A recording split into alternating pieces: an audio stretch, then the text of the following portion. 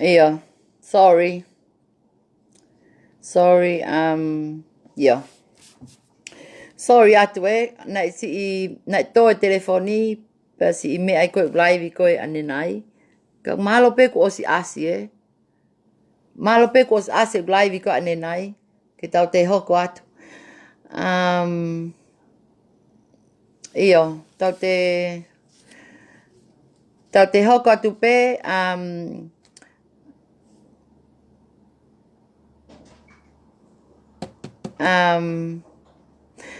Iyo, malo pe ku nau atu ko ki live ko malo pe ya motol na museo mai Iyo, ko ya.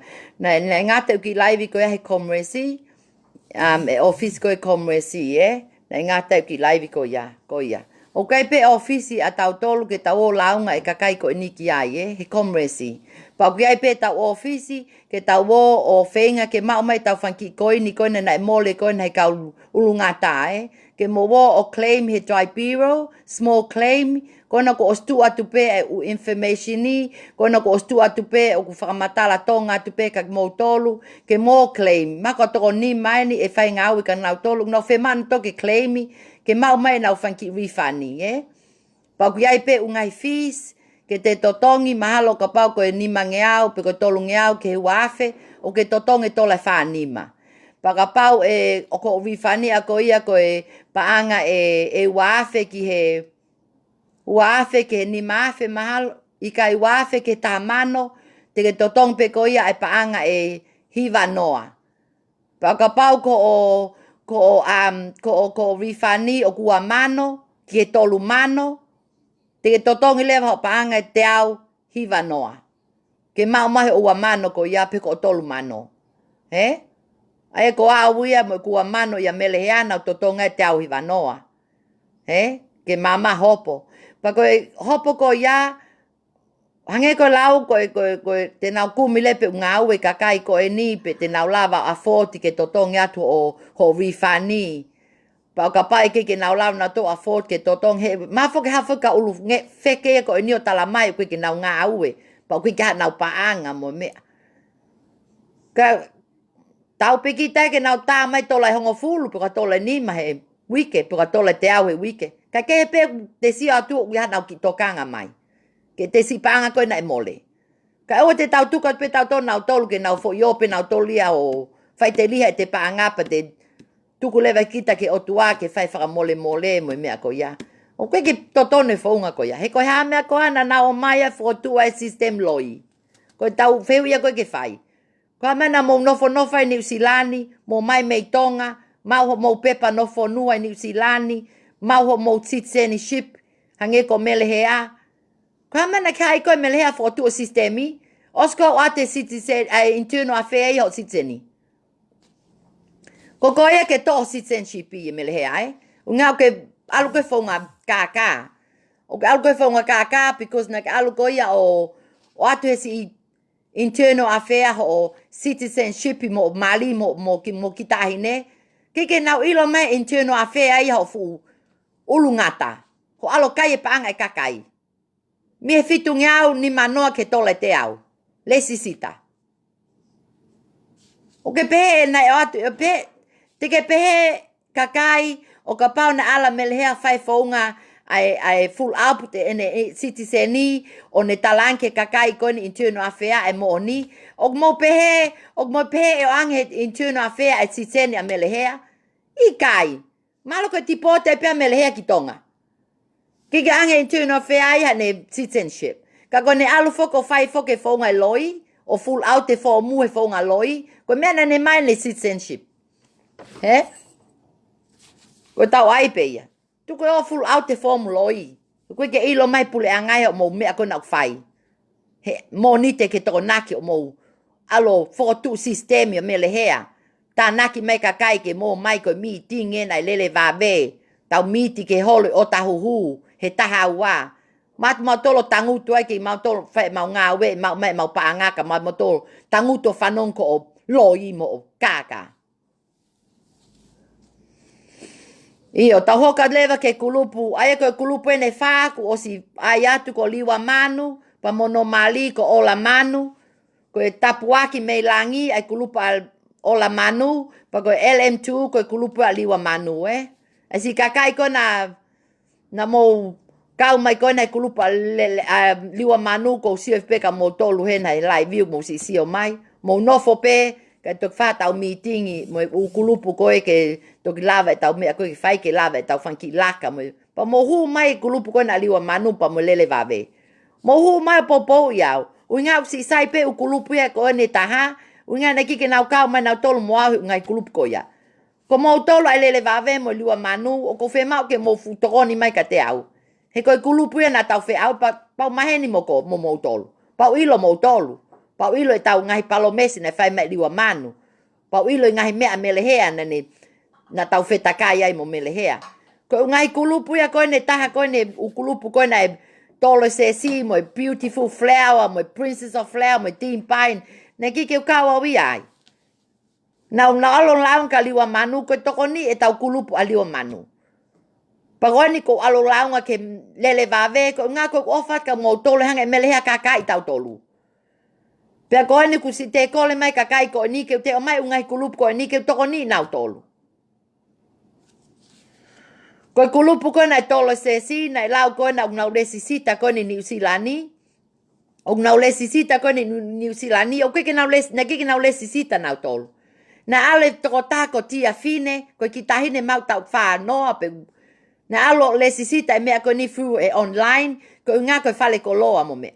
Osko ya alu lewa e tahine ko ni mo ne kau et mene hongo fulu mo mea o ange leva ngai mea ko ni pa pole leva me langi ke hongo to ni ai li paanga tai lao ko ni he nau fale koloa ai me lang ko na mu fa ko fratau ka ho lole mo fratau ko lo tonga mo li paanga ki tonga ai to ta ko na ko ofa o ko ofa tu puloto ta no ingoa ta ko ofa neu nau ko abe ko ha pa mo Olivia la sala pa mo patisa fonua pa mo lisi havea ko kau promotia ko he kau tolo sesi u kakai ko ya mo me ko ya e foi toko fa ko ya o si ko te alo atu me na ngai eti meni ko Sophie Talakai ko Malisa a lua ko ape ko hai pe mo Simi Panitani or something pa mo Luisa. Pea mau nau toko hongo fulu e kakai ko ni. E nau kau et mene e kau tolesi. Koe kau tolesi si pe. Koe kau tolesi si pe toko lahi nau kau et meni e kau tolesi si. Ko nau tol pe toko lahi tahe nau kau et meni. Kau toko hongo fulu e kau ulungata ko ya. Koe meli koe tolesi si ya. Iyo. Ko am kokolat ke kulupu tolo sesi o lahi pe mo ngai kakai kuna os fai mai launga ke mo kulupu tolo sesi pa una fe mau ke nau claim nau to nau taha mano mo na ono a fe mo na ngai me ko ya ai leva off ai mo patisa pa mo ngai kakai ko na nau anke nau paanga o hopo mo nau tolo o ke ka ilo po ka me o ke lota ka tonga ke ave kakai ke hopo o ke ko ve hopo ko ai hopo ko nga ke tawo o ke nau hanga tala mai mea koe ke tau whai. Ka ewa ia whahi a mea pe o palo palema o tamate i hata. Koe mea tau whai e ke lao. Pa koe mea tau whea whe kumi ke tau o whakalele ngahi mea ko toa pe i he whale hopo. O ke tau whakalele ha ngahi mea he hala. Pe te tau o whe ke aki he hala mo mea ko ia. Mo o ke ape e kakai. O sai pe o mo tolo o eke o mo refani. He ngai api kone ka ulu ngata. O ka pau mo ilo nau tu asila, mo wo lelei pe, o eke anka melehea, pe ko liwa manu, pe ko ola, pe ko piane. O ku mo fie maho mo paanga. Kau kai fo ke lava e mea ko yang ngau nau hola holo fok nau tolu. O lai kakai go ate ko na apita la mai familia o ke ai ha ia. Pa ke no fai ha ia. Pa ke ta telefone to ta. Ka o mo hola mo tolia pa mo fetong mo ngai telefone fika mo o pe mo tole ke mau e kakai lao mo kakai ko ni mo ngai fika mo fanki utu asila. Duka ai ke mo potang mo tole kakai ko lao. He kakai detective mo kakai polisi mo kakai ko ne lao. He ke ta haye te ne lava o ai lao o malo he nge lao. He ata mai la hen kakai ko ni. Te nau lava pe nau tolia kumi mo tolu New Zealand o ma. Koe o mau te hola holo koe ha. He na mau hola mo mau paanga. Na mau hola mo mau paanga me lehea. Na hola mo kua mano. Na ke te alo kumi holo au ke o atu kua mano. Na alu atu pe mo mali mo ma paanga. Na ki te alu koe telefoni mai. Na ke telefoni mai pe foi me ta valua fe. Ke alu atu inga ke fe mau ke vahe toko ta. Foi loi atata mo ia. Mana ki ke vahe koe toko taha mana alu ko kai paanga ko ia. He? Nak alo kai paanga valua fe ko ia pe nak alu ko te li paanga fe tu eta. Mana alu ko li paanga ia piane. Mana alu ko li paanga ia piane ke mau afo i SIA'A ia piane. MALO'IA ku la wa te fu valua fe ka te koe mo mali mo tahine pe alu ko mo ia. Fu paanga valua fe. Taha afe, ua afe, tolu afe, fa afe, nima afe, ono afe, fitu afe, valu afe. Pa mo te kakai koe no ke oni koe ka nau tolu mele he paanga. O ke toko taha ko ilo koe taha mano. O ke oni koe ka nau tolu. Ai taha mano. Mo kakai koe taha mano ua afe. O ke alo pe koe mano mo paanga koe ya. Koe koe fungata FEKE'I. Fungata FEKE'I, fungata MANUMANU pau ke tuusi koe. Tuusi o ulu because o ke MANUMANU au pito. Tau hoka tu leva ke beautiful flower. Koe kulupu koe nina mai pe last week. Ai kakai koe ne beautiful flower. A mau tolu koe na mau kau ka ki ngutu kape koe na ko sei la beki. Ai koe na une whakatau koe na kilimi koe na ke hina mo mata. O mo vali koe na po uli. Koia. O mo vali kilimi koe ya koe ne tuaki ya ka mo tolu. Ke hina mo mata. Ka pau nei tuke ne ai anai kilimi koe ya ka alu totonge ne kakai koe ne kulupuna e sai. O kuato mo kilimi e sei le make. Pe ku ne mao pe ia mo paanga kilimi. Tuke o whakatau holo. O te mo te onto whakatau ne kilimi. He ngā usai pe mo mata mo tolu ia mo mea. Ko te ai o hanga o tua whao mo mata mo te mo to vale ako mo kilimi hina ke hina mo mata. Ai pa mo hange ko Michael Jackson mo ngai kakai ko ia. O fai to ko ia lahi ke mo ko lo ai mo mea ke ai mo mata mo tolu ia te ko vengia.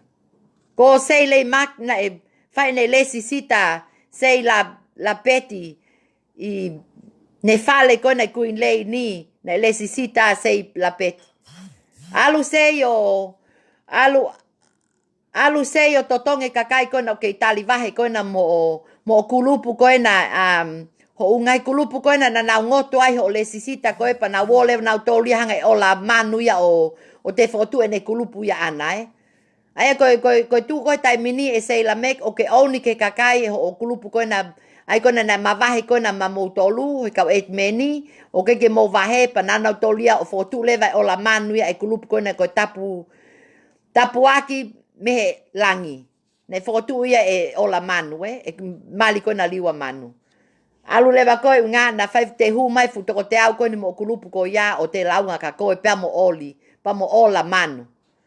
Ko MALO'IA o ke mo hanga noa hat me mo heke ki he o FOKOTU'U e kulupu ko ngoto pe kulupu ko alu leva ko ia o la mano te FOKOTU'U o ki kulupu ko tapuaki me langi.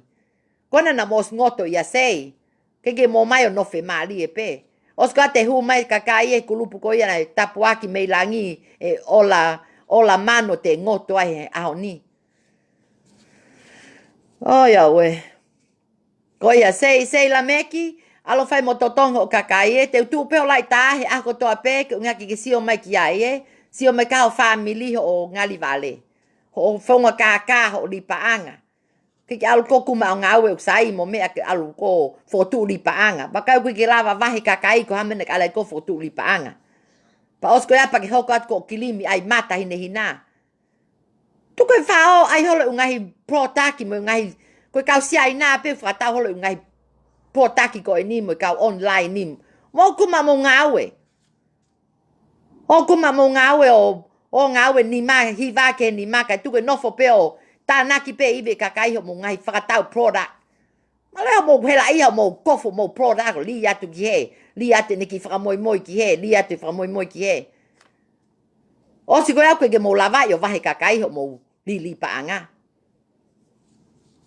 patu ke fe PEHE'I patu ke o ki fale maki tu ke o ki fale maki e sei la me ki pa mo melehea ula he taime mo fa ki fa maki ko mo ki fale maki ko ya langa ulua sei a melehea ai ta mai melehea ula he ne mai ko ni mo ko langa ulu ko la he kai paanga kakai ko me mo langa ulu ai ko ka pana ke mo kai paanga kakai te mo moilele pe ko ai ke mo ki fale mahaki o waste time to ke ta mo me ai mo ulu langa mo ulu mo me mo ungai me ko ya ke ale kau to ke ta ia to ko ne ke kau vai mo kakai na puke mo oni ko se ia mo mele he ula he nao ko ngoto pe na baka mo lahi ko e ka te kakai na refani ta mai se ia mo mele he nana ki fale mahaki na nofo na wai mo mea I fale mahaki o ke fale polisi pe o ke komresi ka tu ke fa out fe maki na fa ta mai fale maki mo fa sele alu ko se yo totongi pa anga kakai pa o te lea mai ko kai ka te ko ILOA ho history mali mo kakai mo ngai me ko ia ko beautiful flower ya ko princess of flower ko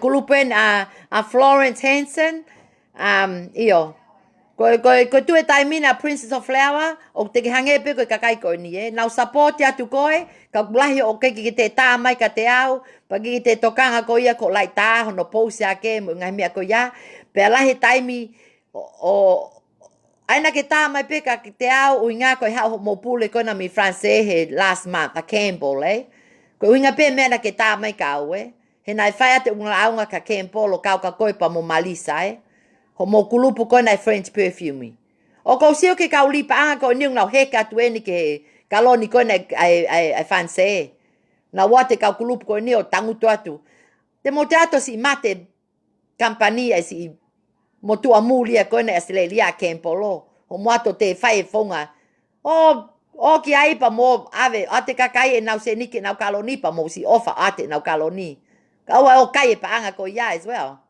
o te kakai na se ni kaloni mo to kai na fai ku o se tau li panko ni ka ma ho ko atu ke launga mai kakai ko na kaloni mo na me ko ia pa ko se ia ko na ko ne kilimi ne hina ko na vali ako no mata crazy people oh vahe kakai pao France ko princess of flowers alu ko vahe kakai ko kakai ulungata ko eni o ko fe mau ke mo ta mai fe mau ke mo contact mai ka te au ke ate kulisi piane mafileo fe mau ke ta mai ke ate lisi kakai ki alo totongi pa ko kakai ko na ke no fo ko na kulupu o si ilifia ke na hu mai ka te au ko kakai pene na o mai mo hingoa ka ulungata ko eni ke nga no fe mai na refani mo fe ngale mo tolu he claim e kakai ko ni na refani te na ave mo tolo hopo but then kui na ke na tope te mo totonge na paanga o no ko ke pe ki ave ke mo ki tu imua he fale o po ke mo ilo leva o gana o tamai kakai ko ni te mau claim te tokoni ke na claim na paanga ma mo tolu au ka koi princess of flower claim mo koi al mo koi ke small court ke small tribunal pe ke tu ko ku ke tu ko ku launga ke mo tolu ko he kaloni francais a koi princess of flower o ke directa he kaloni ko ni pago motu a ko no mo pulea Campbell mo me o now look up at ka te koi princess of flower ka ke ilo mai ho mo pulea mo tolo kai panga koi princess of flower FAKA'OFA ni na lesisita KAKOI fitungau ni manoa koe kai paanga mo koe. O ka pau ke tarekta he mo lipang koe na France, fai mea totonu. Ha o totongi mai si KAKAI no koe na ngoto koe na o waka koe na o lipanga koe mo api koe na fonga peri me ni mo mea koe ya. Mea whakaulia koe te o se ta atu o launga atu ka mele hea he ne kampani koe na ko top ni mo mea koe ya. Patuli lewa he kampani koe mele hea. Iyo? Koe KAKAI koe nung whai koe ne ko vi mo hala mo take na api ngawe. Mo take na api ngawe o launga i e nau kai mo paanga. Ke ngā ke tule na api ngawe nau tolu. Na whai ku nat no to te kai ha paanga i KAKAI koe nau ngawe koe mo ya. Te usio KAKAI kai paanga. Kai paanga pe taim ko toa pe. Koia, ko tau kulupu koe ni ko pau sio mai si KAKAI koe na nau victemi pa mo KAKAI koe no si kei tali vahe, tali refani. Koe kulupu a liwa manu ko LM2, kulupu e taha. Kulupa ola manu, koe malia liwa manu, koe ne kulupu koe tapuaki mei langi. Kulupa liwa manu ko LM2 construction. Ko kulea te ungai kulupu ko ni ke mo manatu ke taimina na hoa loiaki ai tau tolu Manatu ke taimina na loiaki ai tau tolu. Pe ko hao mo mea e whai. He taimi koe te peata ke whai tau meetingi. Pe mo wheo mai o supporti mai ngā we. Pe mo whenope mo tole whakamole mole e KAKAI ko ni. O sai pia ka te au o ka pau mo whakamole mole e pe mo tole si KAKAI ko ni. Ka ko awia. Ki hanga whakamole. Paka te awe toko taha pe ka ulu ngata koe ne tātolu. Ki whale hopo. Te ulawa pe e au Te ulawa pe awe nau tolu ki whale hopo. Pa mo si KAKAI pe koe ne nau si popoi mai koe au. Yeah, so iyo ko liwa manu, ola manu, melehea, koe kulupe e lele vave, a melehea, na lesisita tau tolu me KAKAI me fitungiau ni manoa, mo KAKAI he tahafe, pa mo KAKAI he ni mange au, pa mo KAKAI he tole te au. Ko si ngoto kat katoa ai waka koe ne wha a melehea. Melehea, mali mo hei mis hea. Kulupu ko iau nofi o tala, na whai pe kulupu ko ni nau lipanga he fale ai puleanga, he nau api nofi anga i o tala. Ko liwa manu pa mo ola manu na whai pe na lipanga, he fale koloa koe na koe haamonga takeaway, Maui haamonga takeaway i Otahuhu. Kalia moe ofa, koe kulupu ia piane mawhile o mo ne whanau, na nau et meni peke nau whae, na whai lewa nau kulupu ia nau tolko ia, i mena kau, he Lembi Drive mahalo, he feitu koe na internal affair mahalo, i olunga, mana ia nau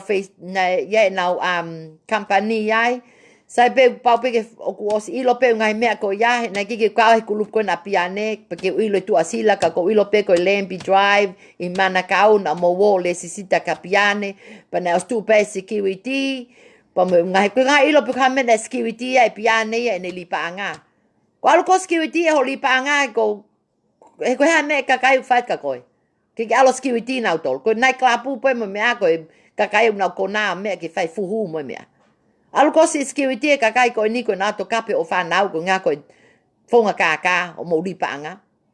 Mea whakaoli Nei lakango alu ko ia o mai komresi mo kau polisi mo kau internal mo kau inland revenue ke ma security ho lipanga.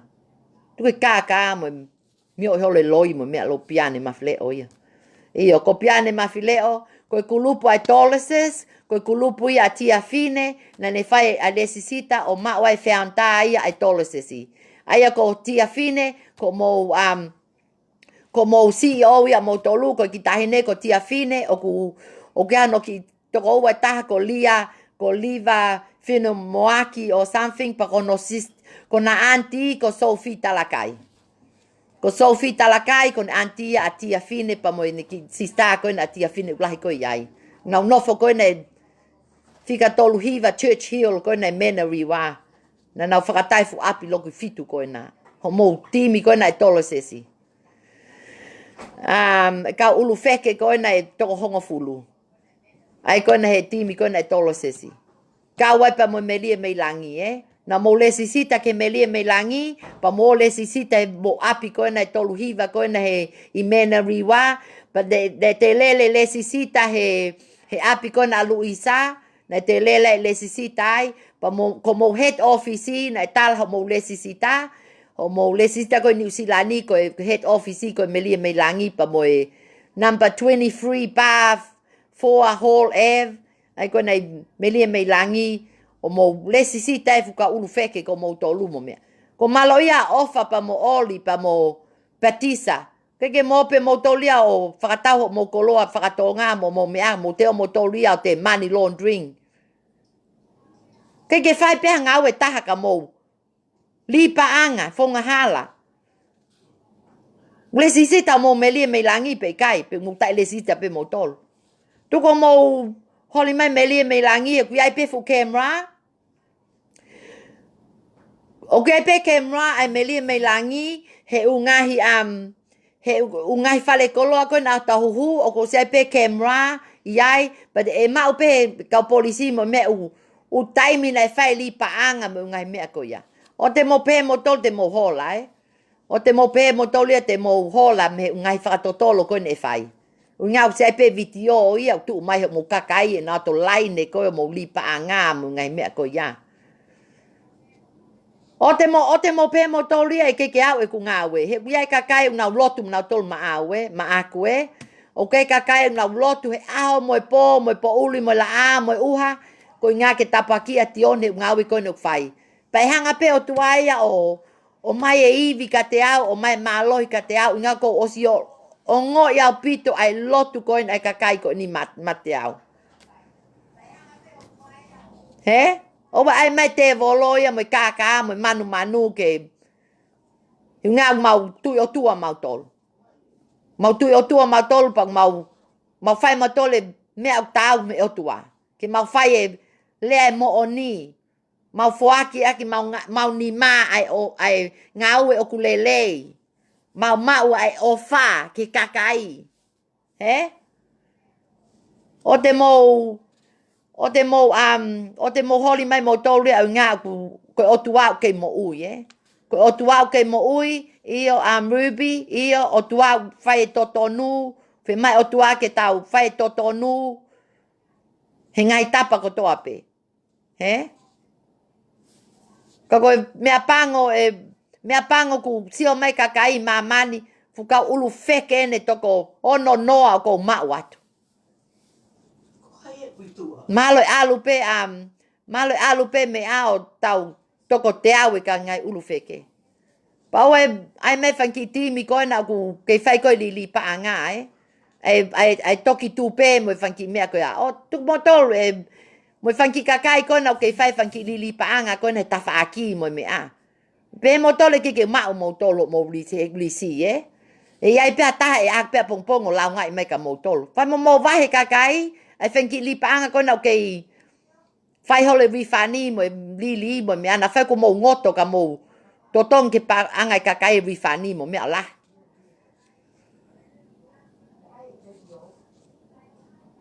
Tu koe tae mahi no ia mo manu mo kaka mo sio kita. Mo ofa mai ka mau tolu kone na si ngoto. Mo ofa mai ki si KAKAI kone uwaka koe na ngoto. Ko mo te mo to kau he toki tupe. MALO'IA mo lava mo tolia vahe me toki tupe mo mea. Te mo ngoto Te mo ngoto e toki tupe. O te mo tamai mo tolia te mo lele au ki tisema. Te mo ngoto. Koe vaka ko toa pe, sistem ko toa pe, o whaunga ake kaka mo perimeni, o koe ke lao ia ni usilani ke whakalele, te mo ngoto kat katoa pe. Nga koe fu polo kalama loi. Koe fu polo kalama na e fu o loa he kaka e si KAKAI unau mate atu me tahiva valu noa mo mea. Perimen, koe polo kalama loi. Pa o te mo tui mo tolu kataha. Tene te whakaawhia ke mo ke toki tupe, lia mo whaafe ni mangiau ke mo ma. Kona ko si mate toki tupe ani a Australia. Uiai KAKAI unau launga mai, hange CEO koe na toki tupe o kai e nau paangai Amerika. E fu piketi koe na ko tilila, whatever her name is. Fu piketi koe ya. Alu koe tilila o, ave o ki li paang koe na toki tupe me New Zealand, Fai mo ke rifane KAKAI pa fai mo tapuno ki li paanga tai whakalao koe no whaheni. Patalan ko ngo et meni ana fonua mo ofa ke nana fa na ngau sayange. Ko o pe no fe ki fale o talao vahe kakai mo me. O fai hangau sai ala to masia mo ne camera mo ne ungai me ko ya record ya to ngau sai mo me. Ko record yo le kakai tok tupe kai ko kina fe man to ki ko record ti. Tanka piketi ki hau ia fai record. Tanka ke puna mai ki hena record te kakai ke si o mai ki ai.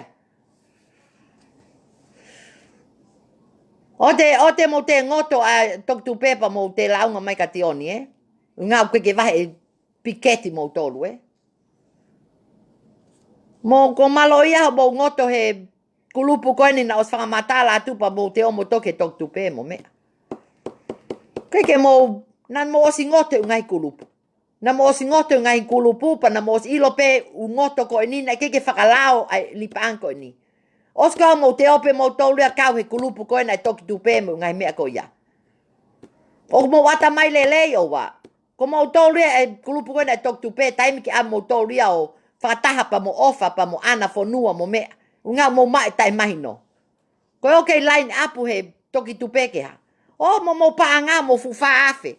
Fufa afe ni mangia fupa anga lahi. O mo tolu mo ia o mai aka mo mea lele. Te mo lapo whakataha mo mea lele fupa anko. Ia e whaafe ni mangia au.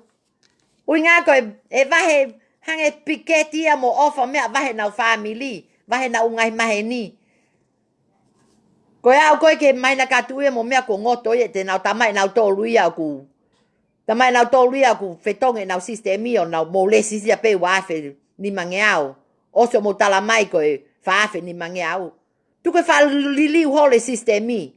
I ngā koe sistem loi.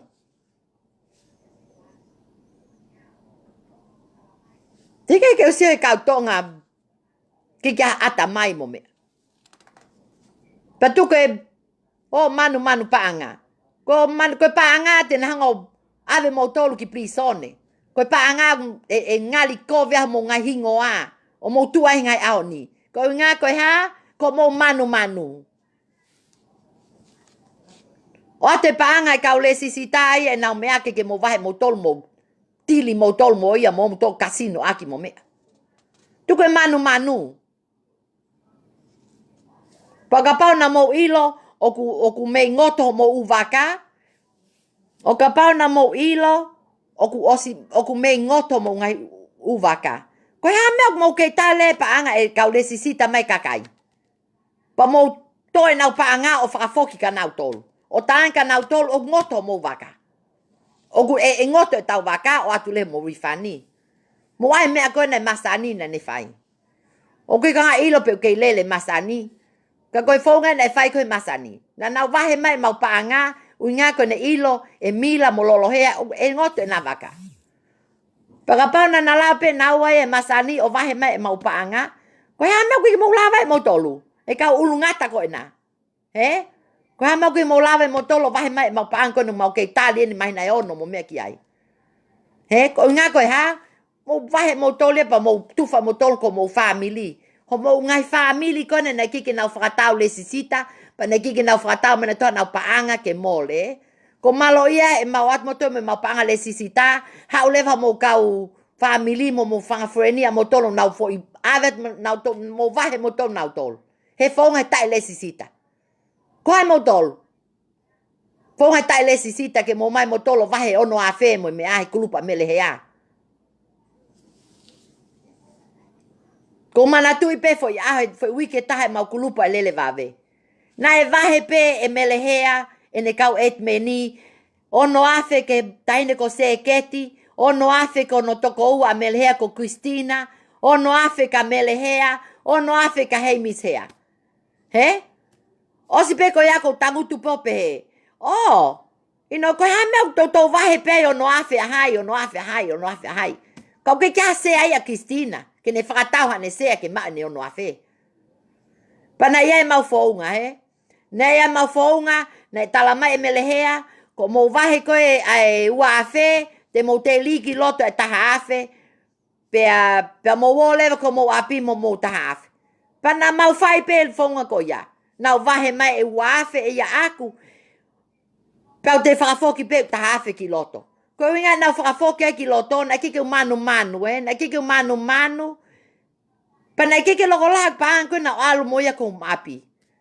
Na te ngoto pe ku waka e ku sea i wanoa I loto he lele vave he mea ko na valu. He mea ko na ni mange au. He? Osi ko ia, ko te alate ai taha, osi koe na wahe koe ono a whee ko a melehea mo he misemea. Kakai, na kike usia wia na iai hatolu afe na usila. Ke na re-gift mai ki loto, ke wahe si kakai ko na re-gift koe na tolu. Loi moi kaka. Na wala tu sio ko na fusila ku. Maha, kike ha mea ia, kike ha paange sila, oskoa na ekan ka na ton ke osi ai pe tolu afe. Unga na mo wahe ono afe. Hafe a ono afe ko tolu afe. O mo tolu afe, whakafoke tolu afe. Ka, tamai et menia na fe mai melhea unga na euli holotei, pa ne fe mai ne seniti. Alo pea Christina ia mo ne seniti ia ana. Alo pe ko Christina mo ono afe, Ko troa melena ne na osie fa video he aho fa ko na January na ne mai ne tahamano. Na mo osie pe ne video. Na ne line mai pe ne paanga e fu taki ni manoa mo mea ne loto fale. E fu u mea ko ya. E fu panko ya. Aya mahalo na matu mamo ku mali he au tolu ko na January o ate ma paanga va heleva melehea no toko wa e ke ma paanga he au fa. Ko ya? Tau pepe koe mo ni pe ia. Alu ko vahe aki na utolu Ho toko ua. Ka ko la. Osko na utala leva na utole ma kulupu lele vave o ko whakasesele. O ko alo kemplingi. Pa ku hamo pa ko. O toi peke mo utala o ko mihi maka mo. MALO'IA holo mo mea. Osko na utala na mole o ku api. Ko como pisinisa mo tolu. Neki ko ala kaiha paanga take. Whakatau api ake anko mo tolu Ka ulu ngata ko ena mo mea ko ena. Ko MALO'IA awi hau mo. Ko iwi ko na kakai. Mo na ngahi kakava. Mo na utangi aho ko toa peke. Wifani mai na paanga. E toa peka mo tolu E toa peka mo tolu e mau ngahi kakava. Mo pe mo tole awi ki FEHE'I e mau ngahi. E mau ngahi kakava mo e mau hela ia e mau ake pongpongi. He uha o mau o ngawe. Lahe si kakai o ku nau si. Tā mai ka te au Tionly. Ko ku ha ia piane. Ko si SIA'A fihia. Ko aweni ngawe. FAKA'OFA mo oni. FAKA'OFA mo oni ko si kakai ni kei tau MOTU na os tau me ono noa mahalo. E na wonto ngawe ka mo ave moto na wono mano mo na upanga Ka ulu feke ko mo tolu. Ulu ngata. Fanga ulu ngata. Te ui pe mo tolu ke fanga ulu ngata ke tok taimi ke tok hanga e pule anga ui mo tolu fanga ulu ngata. Ko mo ungai ta ke ave ke su. Ave ke mausu ko ni New Zealandi o paste ai he ko feitu pe su ngai manu ko na al ko ka le kasi o ko su ke na ato si o mo ngai fela. I hate you. Ko FEHE'I au pito ya mo tol ka kato Mo un kakai ko na ki ko ato le si tato mo panga. Ho mo kulupu mo mea ko ya. Ko kulupu ko na o se kulupe ta ko team pine tau ki tala noa ke team pine. Ko kulupu ko na team pine ko kulupu na whakalele e sione havasi pe mo sesi tonga pe mo kina. Ai kulupu ko na team pine. Pa ko tu ko na kulupu ko na team pine mahal ka toko tolu ngea o na ke tali vahe. Ko toko tolu ngea o na ke tali vahe pa na si yai pe kakai o na ke nofo pe kulupu o na ke nofo pe ai. Oh yeah, sorry. O te tamata ke telefoni because o ke live O ko ke live tatali ke tok ose live pa mo tok ta mai ke telefoni Ko na ko kakai ko na ta mai mo si ta os friend pe mo si o mai pe ke live o ka pau te ha mo te mea mo tolu o fema o pe mo ta tok ta no. Io ko team pai ni ko lupu ya sesi tonga pa mo kina pa mo si o ne havas. Sione havasi na alo fai sistemika na wana na talamai ko sione havasi na alan ko fotuangi sistemika na wa ko sione havasi ko sione havasi ko na alan pe kau moia helele vave he fotu ko to koni ko ka melehe ai fai ko funga loi sione havasi mele somebody Io koe timi koe na e tim pai ni tat mea tatau pe me ngai kulupu mai koe na mo mea mai koe ki ai na ke tali pe kakai ko nga koe ke refani a kina ia pa mo sesi nga koe na hula mo na ngai fundraising ko ya. Kama mo hula hula mo totongi pleti mea kai mo mea. Ke lava toko wangea we mo mano ko ni totonga ke ngai mea ko na mo fai. Malo ko tau e ua pe tolu pe toki lava na tolo totongi ko pa ko mo fo nga na mo tolo mo lo ya ki na tolo ko mo refani o fai mo tala ke kulupu o ke mo lava si totongi na refani ke na mai mai no ka tu ke loi ka na tolo pa tu ke to e kakai me ngai kulupu ko nga ko na si fe mai mo oni kama na ke mo to ai mau tolo ngai kulupu he matu me mau panga ka oska pa ngoto mo uvaka mo to pa mo to mo tole kakai he nau fe mai nau paanga. Ke whakafoki mai ka nau tolu. Kau ulu feke. Ka. Koe timpai nia. Koe timpai nia mo mea kulupu ko ya. Mo o atu ka sesi mo kina. Mo ase at ke feituko na mole sisita io e kat ka naua. O eke mata. O face to face pe mo nau tolu. Na whau nau pe nau tolu mo widi fia kan ka naua. He ke mo te asat ka naua ke mo kolato mo refani mo me. I alko sesi mo kina pa mo sione pa mo ukau ko lia mo taine ko lia na kau et meni. Tu ke loi lia tu ko loi mai ka te au winga na tamai ke kau et meni te tu at po lai ta Io ba ko stu at po lai ta. Ko me ko fe ya ko kau et meni pa mo kakai ulu ngata mo ulu feke ko ni ho mo tama loi mai ka te au ke to mo lai ta ko inga na mo pe ke te to lai ta te tu pa mo lai ta he ko tu pa ke kakai ko ni ai ko no moto ko tu pa ka na tolu pe ke na man to fa matala ma me hala mo me loi pa ko pa mo fa matala mai ko kakai ko no mo complain mai ke ka ulu ngata ho mo ngai kulupu ko lat ka mo tolu mo ki stati mo ki fa mo ka pa mo to tala mai leve ke post up ai ulu ko ya uinga ko fe ma awe ke usio ke proof pa te to ki hanga leva post up ai ulu ngata ko ya e ke mo pepe mo to le ke tu ha ke ulu a Tionly pa tu ha ke to ta ko ulu ku pau ke yai pe mo reseni ku pau pe ke yai mo fa matala mo proof ke tu ha ke ngai ulu ko eni o koe ke tu no ia holo ngai ulu ko ni ko ilo te ku pau pe ke make sure na nau kau he promote e pe meni pe make sure na nau kau he eti meni mo ngai me ko ya pa te tok tu ke leve na ulu o nga ko ilo ka pai ke fai ngawe ko ya te nau la pena to hopo o ave o ki fale hopo he ko me pe ko kola ke mo tol ko na ka lipa anga ai ko na mo fe ma ko ke tu ha ka ta ha mo kulupu a foi ulu mo me mo ki ai mai mai no pa o te mo loi mai ka te au inga te ma pe mo loi inga ta la mai to ta ha ulu ko ulu ngata ko na mo ha mo to ria pa ko mo loi pe mo to mo me ko ya tau ai pe mai no time ko to pe tau ta la pe mo ni time ko to pe nga ko loia e ma pe at pe loia u pe mo loi e ka u ngata ko na Malo ko kulupe ne hiva ta hoko ki ai sai pe ma ta mai osi ko nga ka ala ke mau puto fai ka ta osi ko live at pe ko ni e ke te live atu te to live atu pe tai mi ko mau e ta holo ke mo mai ke fai ta meeting he holo ko ya ma ko wike ua ko winga pe na ostalat pe ka mo tole ha e TV pa ko ni na sa TV aneu na fai pe mau e whakamatala ke TV e mea ko whea mau mo mea ko ene ko whea mau ke ngā ke taulaka mo ngai mea ko ia ui ngā o ko wongoi o ko whai to koni ko ni o ke whai ko ngā ko manu O ke fai tokoni ko inga ko manu. Na os tokona ki tonga, na os lia te fuono afe, ke vahe ake kulupu ko na tolo sesi, eh?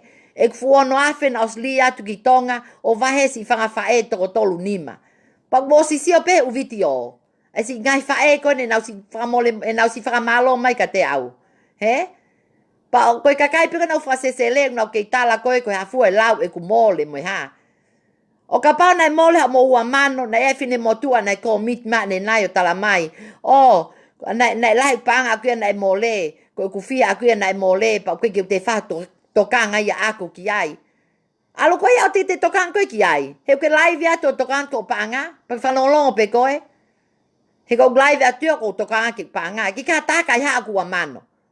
Especially o ka pau ki ku famila mo koe mele he ai, pa mo liwa manu O ka pau na tau famili iyo, mala te upeat ka moa, iyo sai pe whamole moa. Koe tau famili tau tolu. Ki kau ko kai hae kua mano, guivia oku, koe fu panga la. Koe fu taha afe, koe fu afe, koe fu tolu afe. Ku ose ni ma afe. E taha mano. O mo ilo kakai, koe na kei talamai, koe na hafue lau i paanga mo mea. Pa koe na talamai kama ya. Mind your own business, mo wha mo ngawe kwa ngā, pa mo o aiho mo su, ke mo tui hoku, aiho mo vae ke tui hoku su, Na fai, you know, don't judge me, ku mea koe nok fai ke tokoni ke si kakai mo mea koe ya. O ka pau na ki ke mo kau mo toha li paanga, pa ka pau na ki ke kai hataha iha mo paanga, pa mo longo leva. Mo longo leva o te mo te whakauhinga mai mo tōria o ngā whakasesele kakai koe na e o li kau he li paanga. Na ki mau whakasesele mau tolu. Koe kau whakasesele nana na honga promoti, pa nau tala mai sistemi whaunga loi mo kaka. Koe kakai whakasesele ia. Koe te ai mo whanki uhinga mo tolu ki ha. He? Pakapau mo po mai whaunga ko iau mo whakasesele, mo laivi mai. Mo laivi mai kakai koe na ke whai uhinga, pehe koe kakai manu mau tolu na mau koe o lesisita koe ma ungahi SIA'A mo ma ungahi mea. Ai koe tue tai mini mana ki ka mo paanga mo tol ke mo to kau he kai li paanga koe ni he. Koe mea tako whea koe akau ki posi o ai ata ulu ngata ku whai mei whanki tohi. Tuke tai mahi no ia mo mea. Ka pau kene ki kau he li paanga, pa ne ki ke mole ha paanga, ko ha o pisinisi ke komiti mai o whauhinga mai e kua mano, pa mo e ku kakai koe ne unau ngoto koe ne ngai ahoni. Alo whai hao ngau aonga, ka pau ke whe mau ke wha o ngau aonga, pa kau ke laka mo mau tolu, he taim te mau laka ai. Te hanga pe ko tamatei pe mau tolu, A kakai tonga koe no ke whai koe ne tai mahi no mo tai o wha mo mea koe ia. Mo popoi mai mau tolu. Mo popoi mai mau tolu ngā mo ilo pe koe whonga hale li paanko ni. Pa koe mea pango pena mau tō ati ai. Ka koe taimini ia, o si ulu lele e kakai ia. O si ulu lele e kakai ia pa o si mau matoi mama. Ma o si ilo mau tolu ia ke tupe mau paanga matoi panke. He? Ma o si ilo mau tolu ia ke mau matoi whenga ke mau paanga. Unga ue pe wheitu ke mau mai mau paanga. Avi kakai koe niki whale hopo. Ia pe wheitu ke ave ulu ngata mo ukakai koe ni nanau whai koe na whaunga sistemiki hopo. Ave ke komresi. Koe wheitu ia kua ai kau money laundering i mo i kakai koe na whotu e pere meni mo ngai mea ko ia. O gai pe mau atamai O gai pe mau atamai pe gai pe atamai kakai tonga. Koe lahi koe na nau tali koe na nau ngai kulupu mo ofa mai kakai tonga. O ka pau ke kei tali he kulupu a piane, kulupu a beautiful flower, kulupu koe na team pai ni. Mo ofa mai, remove. O mai mo tol kau, sao mo mai mo tol kau. Ko inga, e ke palomesa tape te maha mo rifani. Kau mo fai e mea te whonga totonu. O ku mo sapoti mai ia, unga mo sa ie kakai, unga fai totonu, nau fai lea totonu, pa nau whakamatala mea totonu. Ko mo atu mo tol kau at mo whaka ulu feke koe na nau whakamatala mai loi mo i kaka. Tiki mo fiu mo tole ne nau loi mo i nau kaka. Ko nau ku ngoto e waka mo kei nofo peo tali, o kei nofo peo kohi atu pe nau loi mo nau ngai mea ko ia. Mo mo mea mo ki atamai ho mo atamai. He te nau loiaki pe mo tolo au ki tau kahau. E ke te awi whani. Ka pau na wo o ka ulu feke ko na mo ke pankeo no ma mo miliona. Tak ta miliona ke nga ke totonga ko mo kakai. O whakatao mo ngai api ko na mo nofo ai mo mea ko ia. Ko ki kulupe taha ko e loving home. Ko ki kulupu ko e ni na tok hau peke e kulisi. Ko ngā ko toko taha ko ni na ne mana tok ngoto pe na waka mahalo e weekend. Pa na lai mai toko taha ko ni o kole fa mo mole ke ne kau kulupu ma ko toko whange au mo mea. Ko mo tua ko ni ko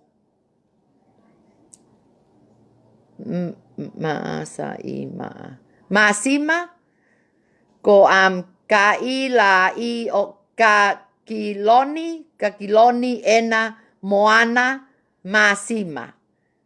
Ko mo tua ko ni monomali balo na FOKOTU'U loving home. Ko kulupu ya taha mali meneriwa.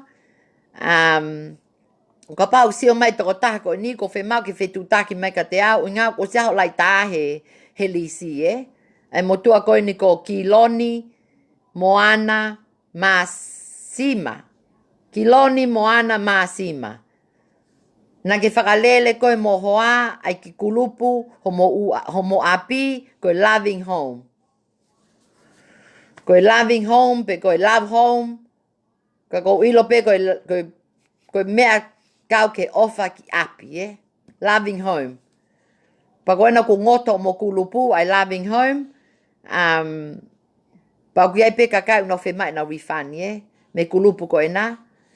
Ko pau ya tau sio mai ne ilo kulupu ko ni a kiloni ena moana Maasima pa ke talanke ke ki mai au ne Facebook ko nga ko whemau ko tanoa ke motua ko ni Ko te kulupu taha ko kulupu ai Peppa family ko kulupu ko ni ko nau hingoa na nau fotua ke nau kulupu ko feta kinima. Koe feta kinima. Ai kulupu koe na e Peppa family. Nei FOKOTU'U ia he kulupu he ngomatua, he kau Peppa, ko mele Peppa, mo ne whae, mo ne tamai Nei whakaha mai pe ki kulupu koe ni mahalo last month. Ka ko te toha ke pe uhingoa kau ulungata koe ni, ko inga ko okulahi nau whakaloia, na kitahine koe na ko mele Peppa, mahalo teu mali, mau teu mali a mele Peppa. I alu koe mele Peppa o whai ako mali ai paanga ai KAKAI Mo ngo matu a Koe ko kei tali peke mai mo tohi me mo loia. Ai family koe na mele Peppa Na mo fotu koe na kulupu koe na koe feta kinima. Feta kinima. Ko mo kulupu ia e Peppa. O koe koe foa kinima koe feta kinima. Koe FAKA'I Feta kinima. Ka pau ia kakai he kulupu koe ni ai Peppa. Nei whai koe nei Clan Inesi. He nau api koe na pa mo whetutaki mai ka te au. U ngau kau kau mea koe ni he lisi Na iai pe toko taha nei complain. Ka koe mea pango pe na mo to'o mo tole toko taha ko ia o ki whakamana ki ai ke to'o mo lai tā. Pa nau to'o mo lai tā. Ka koe mea pango pe na te alo mo ki tahina mua ko mele Peppa o lau ngau ke net safe O lau ngau ke net safe ke unga ke to'o mo ngai lai tā. Pa ko mele Peppa o si po mali pa alo kuma MALO'IA koe nau tāte net safe ke awek whalhopo Pa tu koe o lau ngau holo ke net safe mo ngai mea ko ia. Kwa mo mai he tu ato mo ngai ulungata. Kwa mo mai he tu ato mo ngai ulungata. Ai fukau te volo kai paang ko mo tolu. Ko hai te tu ato mo ngai lai tā mo mea ko ia. Kai fefesi tā ai KAKAI ko ni ngoto mo ngai waka. Ai KAKAI ko ni na mo kai nau paanga. Ko mo tolu ke tu ato mo ngai mata he aho mo po ko to ape. Rain and shine e tu ato mo ngai mata Ko toki mate pe tau mitia mo tau interneti mo mea pa mo ki malolo leva. Ko lahi pe koe launga mai ka mo tolu KAKAI. Koe lai pe launga mai kakai ka motolu, pa mo fanki kulupu koe nau ke fai koe le, te ke mau mai glisi, mo ka ulu feke koe nau ke fai koe na le, main cream, tuk pe au ia nga te mo hau pe ma te mo hau wika hau pe te ka te mo asi pe mo ngai ulu te mo asi pe mo ngai ulu he time ko toa pe ko ia ko fu fie ma wa pito ke ilo ka kai ko na fai mai launga ke post ke launga mai ka kulupu pa post ka laita unga na ia ki palo palema pa mo toko taha na ha posta ke ne laita ka ne ke equity information ni ke to ta ko ni pa to leva ne laita ka os ilo pe to ta ko ni ko ala ko fonga ko te ilo pe information ni na loi mai kakai ko ne ulungata ko ni ai ko ni na launga mai kakai te to pe mo laita ka ko pa te ma information ni o mo loi mai pa te tu ko mo laita ai ko mea ko inga o pito ke mo tala mai pena mene toko tako ia o ki ha mo ngahi video o show pe ko ha mo ngahi receipt na sign he toko tako ni mene mo ngahi mea ko ia o mau inga ke mau mea ko ia because o ka pau te tu ata na si o na mata mo na ta he media mo Facebook mo mea ko ia o ke totono e tau whakamata la he lava lewe toko taha e ko ia aulia launga i koe. Ai toko taha koe nai launga mai ki ai, me kulupu o ku tali wifani mo tali wahe, lava lewa tau pepe ko piane, lava lewa piane alo launga ke ukakai ko nika, ko piane fokio tau si ilo pe tau tolu ukai paanga. O si ilo pe tau tolu ia ko melehe ukai paanga, liwa manu ola mo ukakai ko ni. Tatau ai pia pe launga ma taha e ko na os ilo pe mamani. Os ilo pe mamani e nguto piane ne kape mo ne kai panga. Koia koe kulupia koe ai pepa, koe kulupu fe ta kini mai, oku ko fie au pite o sio live ko ni eti mai kakai Ko fie eti mai kakai ki loto ke unga ke nau kau mai Facebook ke nau kau mai ke page. Pa ko fie siat ke unga hingoa un nau eti mai ke eti atu nau tolu.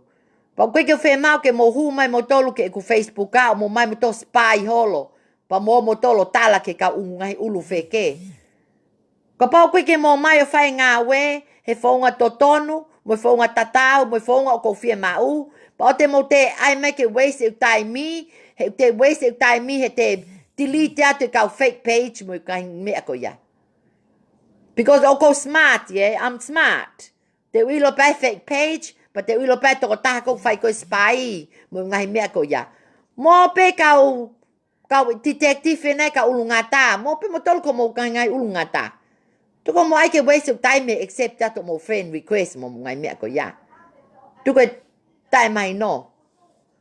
Ko kakai ko na ku fema ko na ku tokoni pa mo mahino pa mo fe tokoni ke tau si kakai tonga mo hu mai mo tol ki lot. Ke kanga o tua ai kakai ke na hu mai ki lot ke page ke fai sio faki mo fai tohi mo. Ka mo me ama wai. Ka mo me ama wai tohi atu me aku fai lelei mo to te fetuku ke ka ulungata mo kai panga. Mo po no fetuli ke taha. Ka pau mo fe mau ke support e tuliki pa mo mai ki loto ke page. Pa mo sio mai ke live pa mo support mai au. Ka pau mo fe mau ke mo nofo mo ka ulungata, pa mo po nofo mo nau tolu. Family ko na ka ulungata ke hu mai ko ke page o fai hole fakasio mo mea. Ai o ke mo lava lau fakapalangi mo. Ai ke o ma fakasio hole ku posi mo ngai mea ko ia. Tai mahino. O nofa feitu e taha. Que mo fe mali, fa mo interfere holo ngai mea. Interfere mai ku ngau ia aku. Ngau aku tokoni ke si kakai o ku ka nau leo. Kakai tonga ko ni New Zealand mo tonga mo. Australia mo ngai feitu ko toape. Ka pa mo tolo fe tokoni ko mo ka ngai ulu fe ke mo ngai family ko na ka ulu ngata mo mea. Pa mo to live mai o taki mai au. Fa mo ngai mo to te wai. O tala mai ko Tionly ko loi mo ha.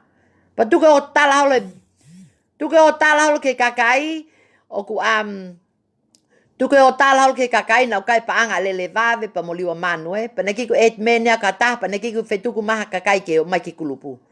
Ko ki lele vave mana o mai pe me ki kulupu ali manu mai toko fitu. Na nau le sisita pe na to na paanga. Le sisita pe na paanga pa fok pe au na paanga na tol. O mo si o hu ma to ta he na launga mai ka ta o na o kai na paanga. He? Ka ulu vale ko na ke tui ko na kam liwa manu e tala na kai ne tol wafe. Ka kai le sita fo o mo me. Ke pusito lauia mo me. Os ka tala mai family ko na e pepa ia. Family ko na e pepa mo me ana o la kai paanga liwa manu me. Tu ko puhi ole veve. Ko mo tolpe na mo kai paanga mo kulupu na mo hanga set up na o system mo me.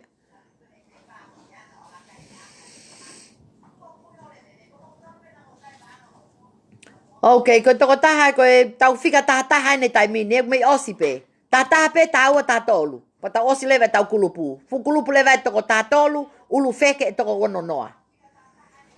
Okay? Ko ki toko taha ni kono mali, o te kai pe ke fai ha mea, o ke fai pe ki launga ki ai, ko toko taha ko ni na mau pe yesterday. Pa tā mai pe toko taha ko ni o tala mai ene ha mo ene excuse mo ne mea. Oska poloka mai ai Facebook ai. Poloka mai ai Facebook pa kui te wheloto ke tā no mai ka te au.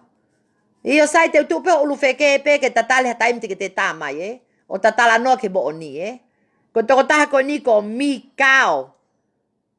Ma i o ka a. Mioka. Mioka pa a na i. Mioka la a pa a la e. Mioka la pale. Koia? I hope oku PEHE'I.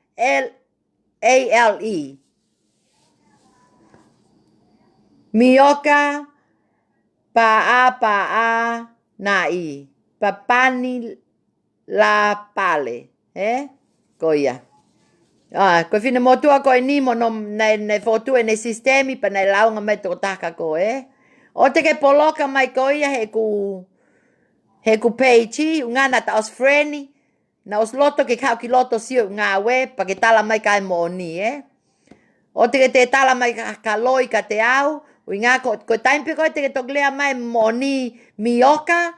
Pa te tok to le whao lai tā Ho lai tā koe na ho mali mo koe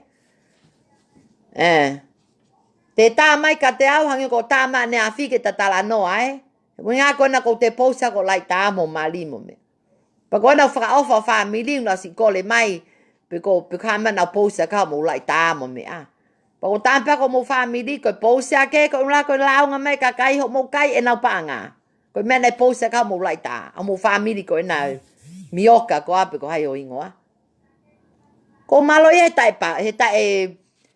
MALO'IA he no communication.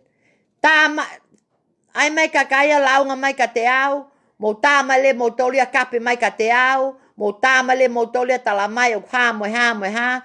Ko ha mea mo kape mai ka te au, Ko ha mea mo kape mai ka te au, inga ko whai pa koe ngā we, o koe ko ala kumi hola kakai ki launga mai, ko nau tolpe launga mai.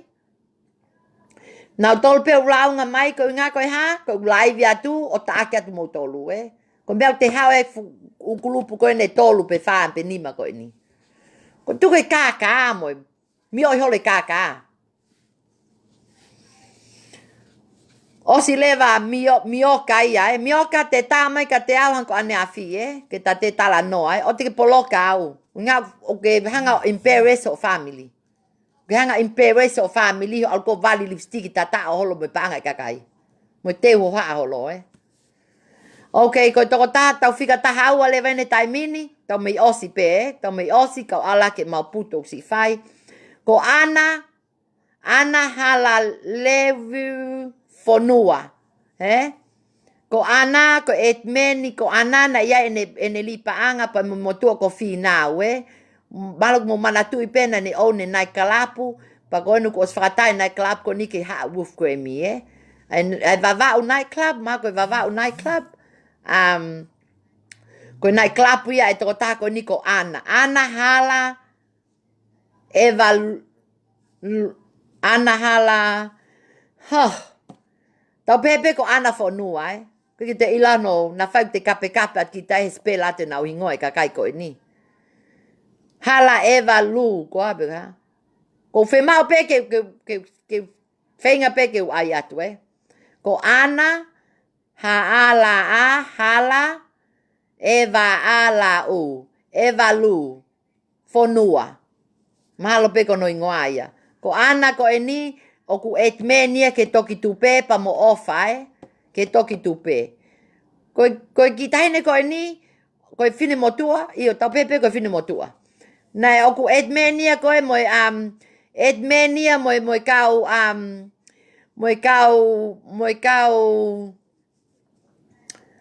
io ko kakai ne unau tamai te nau lava po refund nau paanga. Io mo alu ke ku page o ko si ai pe ai form wai ke ai kakai pe ko ni New Zealand E ke lava mo toli astelelia mo tonga mea o apply mai ke mea ko ni o mo refund o nga ko kakai pe no fo New Zealand Kakai pe no fo New Zealand na te nau lava o hopo mo nau tolu mo kakai ko ya.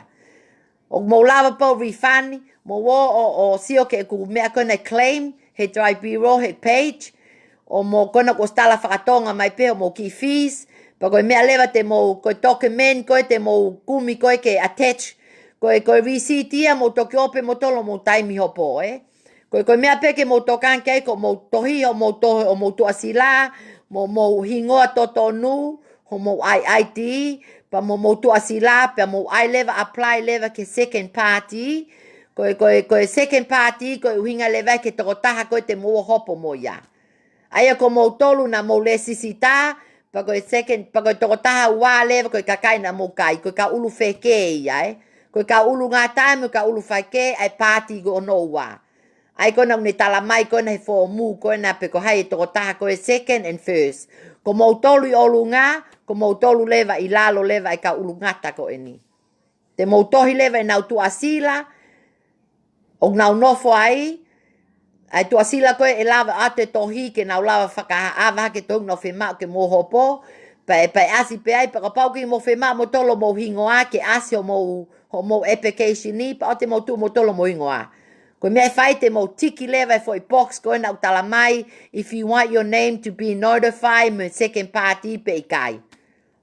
Pa ko kakai ko ki mo lot mo tol ke ilo e piane o mo hingoa ka hopo pa o te mo tala mo to mo hingoa. Tu peke na wat peke fale hopo o to ilo pe ko hai na hopo mo ia. Ka pa ia ko ki to ni pe ka mo tolu. Pa mo totongi leva mo ki tola ko na whanima. Pa noa. Ko inga ko tipe ni pe o ku ngata pe refund ko ni me tola malo ni mangeau pe ko tola uangeau o fai hake ke tolu mano. O ngata ai claim ko ni mo claim ko no mo refund. Mo fai ki ho mweka ko ya. Mo fai ki ho mweka ko ya pa o te mo widifia mo toke mo avu ka ulu ngata ko ni ki hopo. Pa mo tukule motore ko mo si ke na fai na te security pa na fai na tol ave ka utama ko ni o ave ki fale hopo ke fai ha ilo ka na tolu ke na oki ngau ha na ki taimi prisone ke unga ko ke tau fe ma e ngai to unga ko ina ka ko o ke pe ke na pe mana to ke ha tau tolu pe na tolu tau fa se sele o tau no fo no pe tau tolu fai tau hela i si nga we mo mea o ke pe ke lea mai fu kulupe to ta tolu ko ni ka ulu feke ka to ko ni mo ulu ngata ko ni ko mo tolu ke ma kai pa ngai kakai mo hela ia mo tolu nga we mea ka mo man to kai na pa nga mo kai pe mo no fo fe mali e pe pa mo o po kai he u fale kai to atu ni silani pa mo heka mea lele sai pa mo no fe api lele mo mea ia pe aho e hange o tua o ato mo aho pa ko aho taimi ko o tua ko taimi ko sa ia wi ai the God's time's the best ngau te ilo e kai ke te ia te volo ia pa te mea e te hai kakai ko beuki e ai taimi o tua ko pe mai pe o tua hu mai ko mresi mo mea ki tau te lava tau te mo tangi mai ki mo te lava tofa mo mole mo tolu ki te fafa mole aki nga o si ai pe mo fu taimi pe hu mai ko mresi ata taha pe mai na ono pe hu mai pe pompongi ko mo te ai ki mo fa mo mole aki mo tolu mo le mai ka mo tolu o mo live ma piano ko fa mo mai ke kakai ko piane ko kape pe mo lau mai ka te au mo alo ai loia mo me halai mata mai ke kakai mo ni melehea liwa manu ola manu kulupu ko na tolo si beautiful flower princess of flower ka ulu ngata ko to ape ko hanga uyat mo tolu mo team pai ni mo api ofa api loving home ko na ngo matu ai ko ya mo familia pepa feta aki ni ma familia pepa mo ngo matu ko na ko mo kau la pale ko amo ngai me ko ya fine mo tu ko ya fu fai ngata pita ngoe ngo me ko ni ke te puaki atu mo me ka unas ilo pe ai fine mo tu ko ni en lai tane tu atpe ane afi mo ana fonua mo wa ma ko le fa mole ke kakai ko MALO'IA ana fonua te alko ya taki me kakai toki tupe ke o ma le sisita he fonga hala na ke os ilo pe na ngoto vakamo kau mea ko na ko FEFINE mo mea mo FOKOTU'u li paanga ko ya. Kwa mo ke te alai ko ya kai mai le sista si kakai ko e. E te ngoto toki tupe pa te totongi mo ua lahi e ke kakai ko ya. He te nau talatu ko na et men he toki tupe mo ofa te mo te totongi paanga ke kakai ko ya. Fai mo refani pa fai mo lea ke piketi ke fai mo tuuse le sista e toki tupe. Ko e o mo mea o vapi ko ate kona te live ma to masia mo li paanga live mai papiliki mai mau sio kato ai pe tu mai si kakai he ko pongi pe mo tu mai he kona ko hawe momo ko mo me ai si kakai o si tu mai he fei tu kona o tala mo me ai si tali va he mo me FAKA'OFA kakai te alo ata to masia mo ne fu camera o record mai kakai si hola holo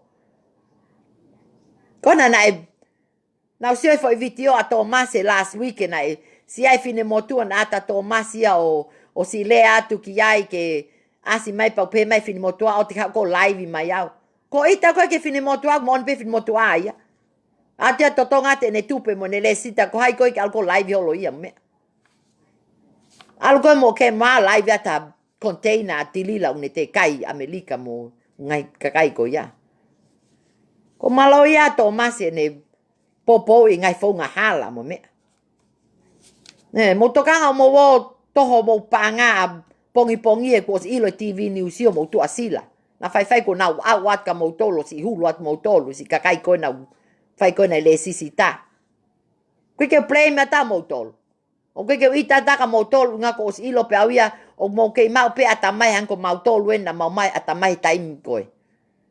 Ka ko me apango pe ko ilo ke pe kakai lahi na mo osi ilo pe fonga pe meni ko ni pa ko mo osi atu pe o ke loi pe bo toki tu pe ya na mo ka mai uli pa ko na liwa manu osi ila ka kai liwa manu na ka wa ke toki tu pe mo me ko ya na osi mole mo se ni ti liwa manu fonga tatao pe mo toki tu pe ko mo rikute kakai ko hala pe kakai ko hala pe mo lesisita e kai le ke va lava leva e mel e o fai mo ana mo mea totong mo tolu. Nga kui kia kakai le sisita.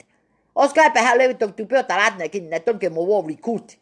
Na ton ke mo kumi kakai ko mea na ki ke la va mo va he. Ko e po pe kang mo tolu. Nga glai si kakai ivi ngau. Mana ia ko ya. Io ko to ta kon si to ta mai ko me ose glai vi ka to ta ka te ko Io. Ko ia ko e ko e foi kulupe ta ko fica ta to lu ia pa ta ose poni ose u kulupe ne ta haua ko si famata la tu ta foki le ke ngai kulupu ko kulupa liwa manu ko LM2 construction kulupa ola manu ko malia liwa manu ko tapuaki mehelangi kulupa melehea ko kulupa melehea ko lele vave na le sisita ta hafe kulupu ai kalia oi ofa ko kulupu ai piane mafileo kulupu ai Tolisis Limited na mau e company ko ni ai tahine ko tia fine na alo fai le sita ko ni fonga loi ke pehe kakai ni silani le sita ai Tolisis loi no register pa fai leva nga we he ka nga we meli me langi kakai kona na mo le sita he ngai kulupu ko ni mo fakau ko me ke mo fai he koe mahalo koe wike pe ua whai tau meetingi, he ko fuwhe mau lahi ke whai tau laka ke whai tau laka, pa koe ospe tau laka, pa koe osi ak whatongia. Te utuku lewa ngai mea kotoa pe, ke komresi, pa mo ngai mea whetawaki mo li paanga, pa te uhoka lewa ngā wea kio ko family, pa ke te whe maawia ke tau te talanoa ka refund mo ngai mea ko ia O si atu pe taimi ke mo claim mo refund pa ko tala pe mo ni hai TV, pa na hai TV, pa ko toi pe ni ke mo whai me mo tola mo ngawe mo au, ke hoko e tau mea whe mau, ke tau support e komresi, ke unga ke hanga e komresi enforced, ke ki vāveangi ai take action ai komresi, pa ki vāveangi ke whai mo aule kakai ko ni, ulungata ko ni, o whanau whamatala ke komresi, pa mo nau tuunga koe kunau iai ke ngā ke ki vāve, ngā te tau ka pai ke whahalaka ma ngai mea ko ni te tau tali loa mate nau hola nau tolu no fa ufonua mo mea ko ke si whai ngāwe ai komresi. O ko whe mau au pito ke whai mai ngāwe ai komresi Kuna os ilo pe ko complaini ko na ukakai ko ne tolu ngiau aliwa manu pa mo mele hea ku complaini ko aku pa mo ukakai pe na nau complaini mai ko komresi nau whai pe nau ngāwe ki mamali ngā ki nau lava o whakahuha kakai ta iai ha whaunga ke nau mau e nau ungahi whaunga ke nau whakahuha kakai ko ni So, koe ke tau whe mau ke tau fuhoha i komresi ka nau whai pe nau ngāwe Pa ka pau te mausia interview ko na mo niusi mo papra mo ne news taha malo ko wike ua tok asia tu ai ka paule ke ala papra fa ni ngāwe kene mau ne fo story ko mo ungahi ulungata ko ni so ko mea ko peate ke tong tupe ke mo ki tokanga na fa ala ta papra fa eka mo tol kai saipe ko taime o tua mo fai totonu ki lava tahia ta ofi ki lava ta ofi ngla mo ngai loi ko MALO'IA mo lote sa pate pa mo lote he fiafi mo po uli mo pongi ke o tua oska mo fai mo tolu ulunganga ko ni pa ko fahinga ni mo siasi mo ngai siasi ko ke ngofu mo lipaanga ko ke ngofu mo ngai lipaanga ka mo po kawe sai pesi kakai ko mahalo nau li mai nau lesi sita ka kakai ko na go ko fotu lipaanga kakai ko na go ki ko hinga ko kakai ko na fotu lipaanga ai kakai ko na nau fotu lipaanga he video mai e nau live ngai tai mai ko liwa manu melehea piane ko ngai ulungata ko to ape ko ni na osi video mai e na u sistemi pa ko mea la tau ngoto ai tolu afe mo kakai ko ni mo ukulupe ta tolu ko ni ko foi taimi na tau lesisita ai na nau lele pe kulupu ko ni ka ulungata ko ni foi taim ta tau pe ko ke pe ko na hingoa pe na tifreni kana nau lele pe fonga kakao fonga kaka fonga loi mo fonga manumanu mo fonga ungai fonga to ape ko mea tau ko mea ko ui na tolu he po si ko ka ulungata ulu ngata, ulu feke, ulu pussy or whatever. Not cat. It's a bit small, the cat. Ulu kuli and things like that. Ulu elephant. Ulu buffalo or whatever. Yeah. Kago Aya ko grupo Dolaces Limited. Beautiful flowers. Ko kulupu ai Princess of Flowers, Dean Pine, Loving Home, Fetakinima Group, Ana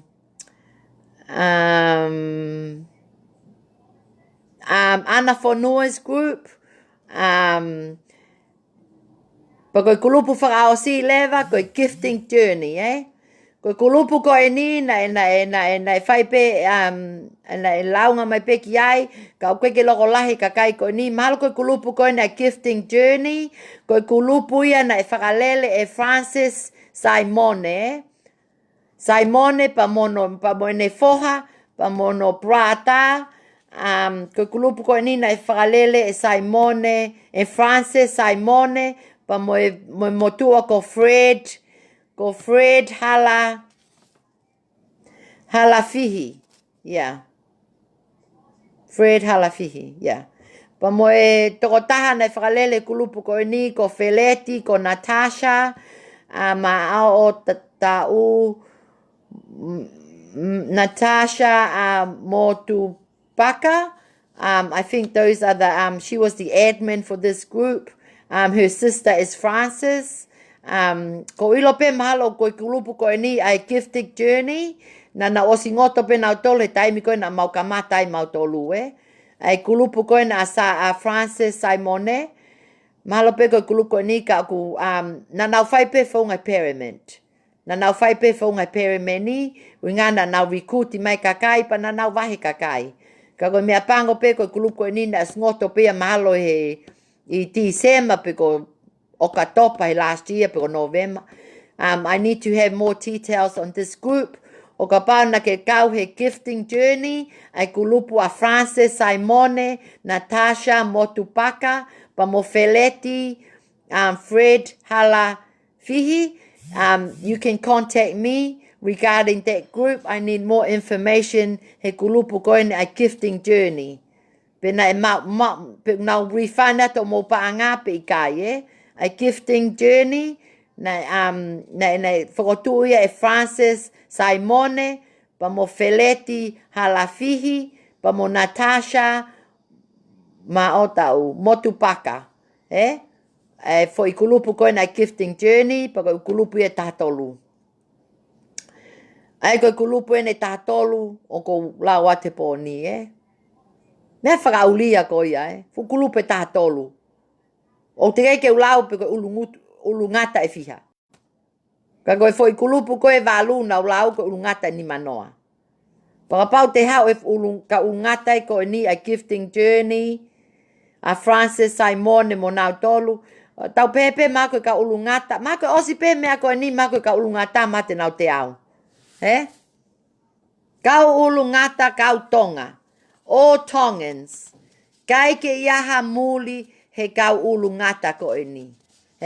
Mate pe ai tonga, he ngaue ai tonga. Okay? Pako, kai pe ke iaha no remorse, no forgiveness, no apologies for all these people. Yeah, all my non-Tongan families. For coward, Alpito, You're nothing but cowards. No heart, no kikia mo te. Hange ko lau ku mo. Mo. Whakapouli pe mo tolu. No light in your life, Ko, iyo. Sai lewe mahal ko os feunga e ku mea ko fe mau ke tau tala noa he poni. Pa mo share ate gulaivi, Mo share te glaivi, o kai tō tau ni wha share glaivi he YouTube, ko wha malot ke tō taha ko ia, Kai Uto, I think it's Kai Uto, yeah, Kai Uto, share glaivi ko ni, but yeah, now live at pika ane nai, nau ki o ngoi, nei ke sai ki glaivi ko ina, ui ngā nau aia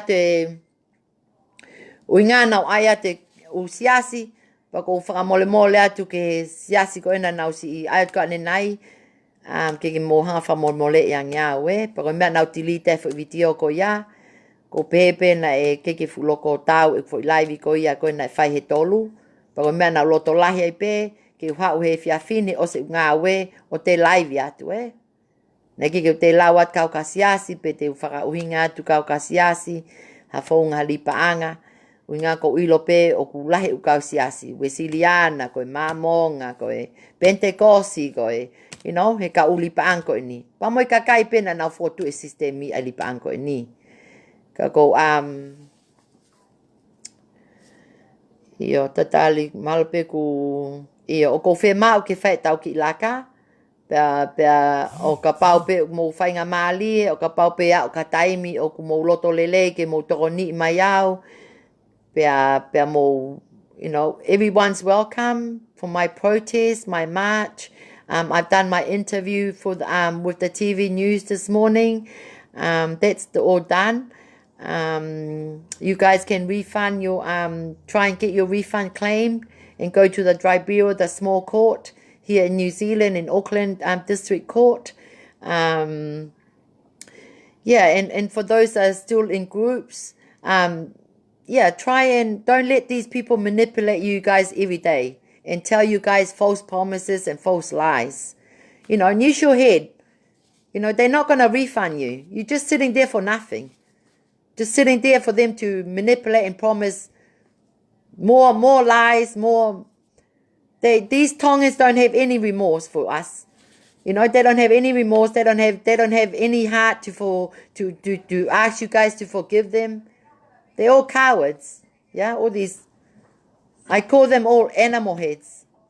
So I have to be careful my live of what I'm saying to you guys in English, because I've already been contacted by NetSafe, and Facebook has already suspended me for 2 days, but that's okay. So I need to say things in English so they don't feel I'm harassing them, and they don't feel I'm bullying them. So that was the because yeah, because what I'm saying in Tongan won't affect the NetSafe and that, because someone has to translate what I'm saying.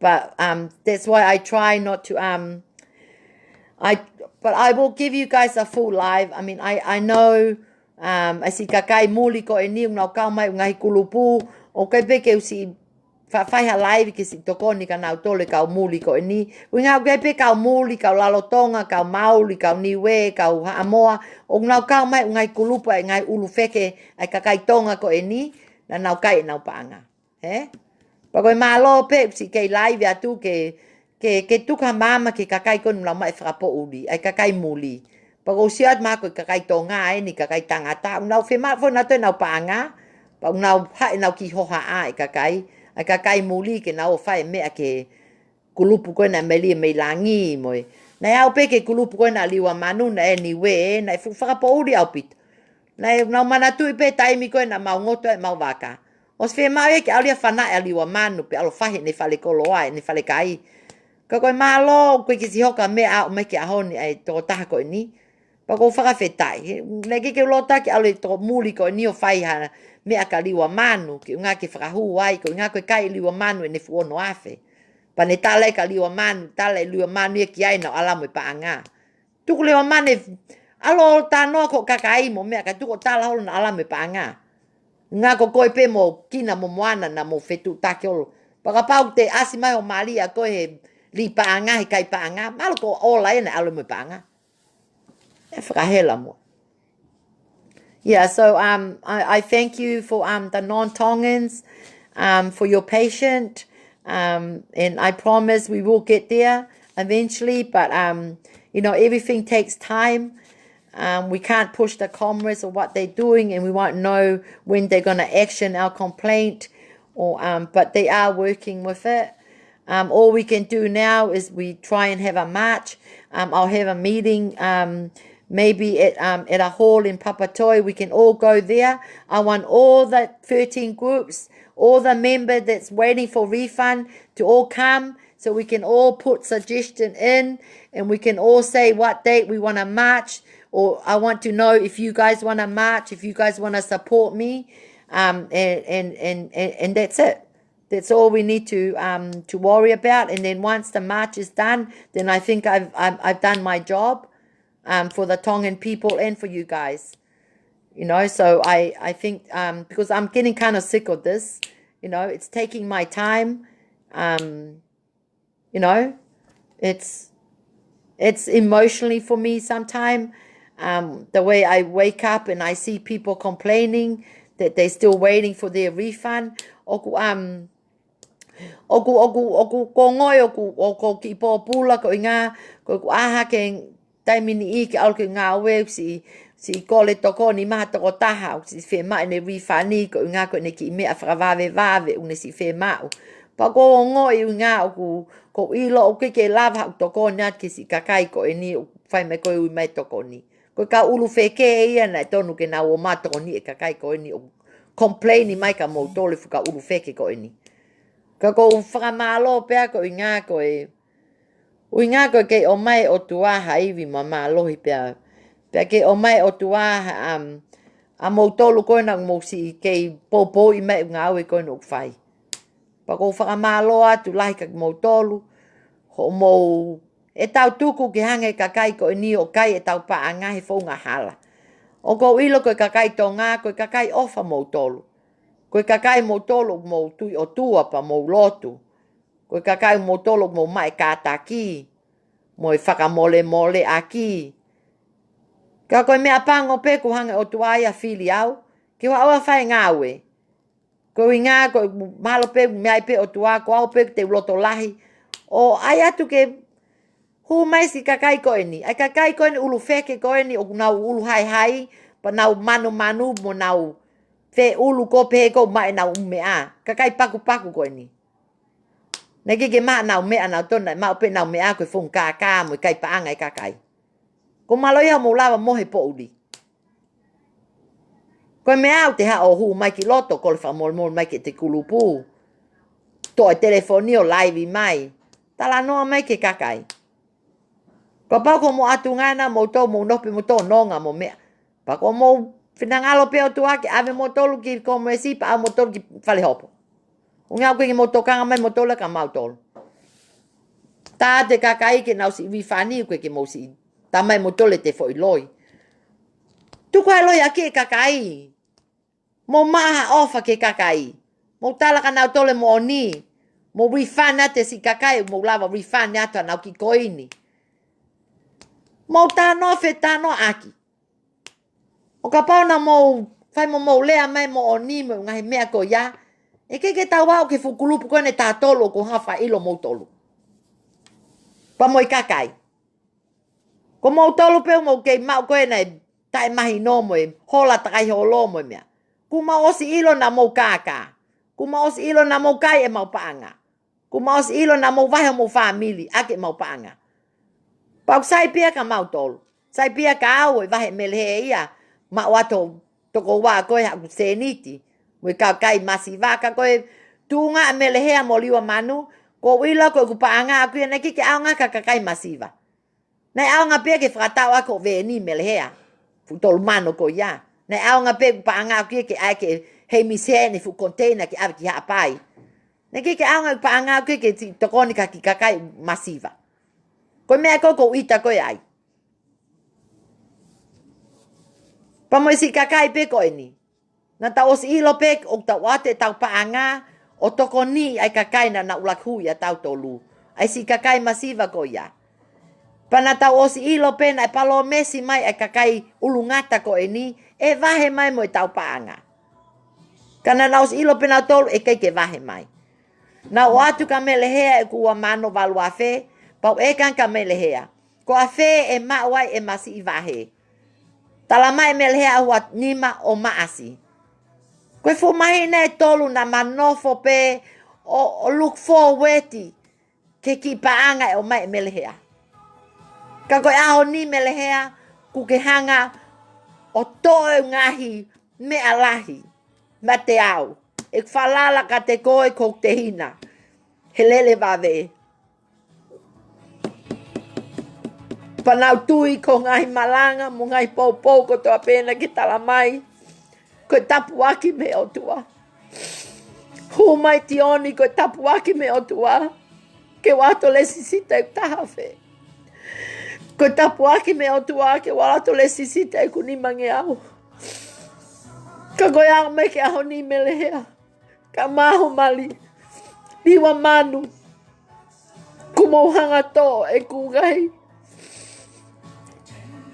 Ngai mea ko toa pena o whe mau. Ke usio ka mau tolu ke mo whai mai ai whaunga totonu. Ke si kakai koe ni. Pa koe mea pango. Ko kau mai ai u kakai ia e toko taha koe ni. He kulaunga nau whai peka koe melehea. Pea mo liwa manu. O kau mai kulupu ia a ola manu. Kau mai kulupu ia a piane. Kali ai ofa. Ai kulupu ai tole sesi. Ai kulupu ai beautiful flower. A princess of flower. Ai kulupu ai Team Pine. Ai kulupu ai Loving Home. Ai kulupu ai Fetaki Nima. Ai kulupu ai Ana Fonua. Ai kulupu ai Gifted Journey. Ko kuloto mata he ahoni. Ko tangi ko koe kakai. Na mau kai e whaunga hala. Oi whaunga kaka. Paku awhia o tua. E ku tangi koe ni mesi kakai masiva. O tonga.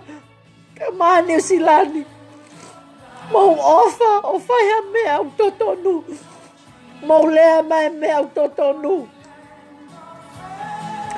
Ko whakaamu ka aho. Ku hanga o tua o mai ka auha loto lelei. Ma loto fe mali e si kakai ko ni ke maulawa whakamole mole i mautolu. Ke ulawa tala ke komresi ku mauli tau veli. Owa te whakamole mole e whangatonga ane mo i whankakai ko ni ngai kulupe ngai ulufeke ko ni. Ko mea au ko loti ke o tua. Paka pako i whinangale o tua ke kei whai pe ngā we aku ia ke tau ke mau i kuna ke mō whalahopu. Pa te whai pe au. Ko ofa atu ke si kakai. Ko ofa atu ke ka ulu ngata mo ngā ulu wheke ko ni. Ko ofa atu ke si kakai o mō ngoto o kei tali vahe o au mai ke ahoni. Tau tuku e makat katoa ke o tua. He koe o tua off. Pe e kau mai pe o tua e kakai o nau whai e totonu. O inga ako no whinangalo. Tau o tua, tau lotu kei au mai po. Ko ofa ke mautolu, ko toa pe. Pe MALO'IA o mai. Ko ki loto whale masiva ko e. Pa momo ngai popo ko toa pe mo whai mai ki a te au. He taimi pa mo ngai lotu. O ko mo ngoi pe au ko toa pe mo ngai lotu. Ai ngai si family ko na mo lotu mai ka te au mo ngai loto whale. Ofa ke mo tolo no kotoa. Pa ofa ke awa te live ko ni. Ke ngai ulu ngata mo ngai kulupu ko na nau kei whai kāpaka. Ke nau mau ha ako me iai. Ke mau whakatoa ki lalo. Ke tuko mau ulu hai hai olo. Ke mau mai whakamole mole aki. Ke mau ilo whakapapau na mau whai e kāka. Na mau whai palo mesi loi. Na mau FOKOTU'U li paanga e whaunga kāka. Ke mau e si kakai mo nau paanga mo nau iwi. Mo nau ngai kakawa. Mo nau whanki family masiva. Pakoe mea pango na ke mo whai kāka ko ni kakai muli. Piko kakai ta. Na mo whai pe kak mautolu. A mautolu mo ngai whae, mo ngai tamai, whangakui. Whangato FAFINE, whangatonga ane. Mo mau ngai whanau. Ko ofa ke mautolo no kotoa. Pa ofa ke tau ate ngai whie mau. A ki live koi no ko whai atu. Malo ofa ki kau o tua e mautolo. Ofa atu.